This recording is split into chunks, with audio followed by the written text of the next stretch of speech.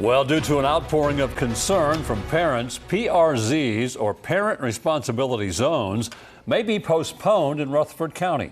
Good evening and welcome to News 2 at 5. I'm Bob Mueller. And I'm Haley Wilgus. The measure looked to save the district money by cutting 44 bus routes. However, bus driver contracts, those remain in flux. News 2's Nikki McGee has more on why the director of schools says routes may still need to be cut next year.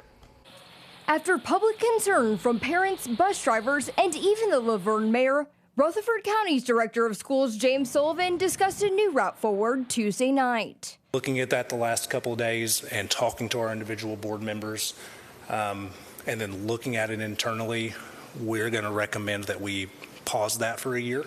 Although the board still has to make its vote official, Parent Responsibility Zones, or PRZs, seem likely to be postponed. It's a measure aimed to cut 44 bus routes for students living near their schools to help bridge the gap in next year's budget. However, Sullivan says it's a discussion we'll likely see again. The other part I emailed to the board last night was the real possibility exists that we have a large number of contractors that don't sign on for next year. That's going to be de facto create a parent responsibility zone to where bus service is not provided. That will shift our routes to where we now have a parent responsibility zone because we aren't able to fill routes. The idea of cutting bus service raises concern for parent Mike Feltz. A lot of the schools are in areas without sidewalks. Some of them are on 4-lane highways with 45, 55 mile an hour speed limits. There's all the time pedestrians are being hit, and that's grown adults, much less a bunch of children out there walking around. Last night, Sullivan said the district might also open schools earlier so parents can drop off their children, after initially saying that wouldn't be possible. We would need to pay a stipend because then you're out. I mean, I'm just talking. No, we don't have that, and so we're offsetting some potential savings with increasing cost for another area. So we can move school start times up.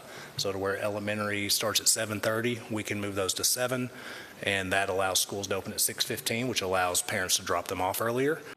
Feltz hopes the board will find a way to avoid parent responsibility zones altogether.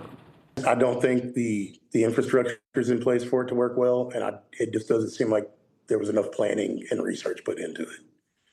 I know they're talking about maybe shelving the idea for a year to study it and come back with, revisit it in a year.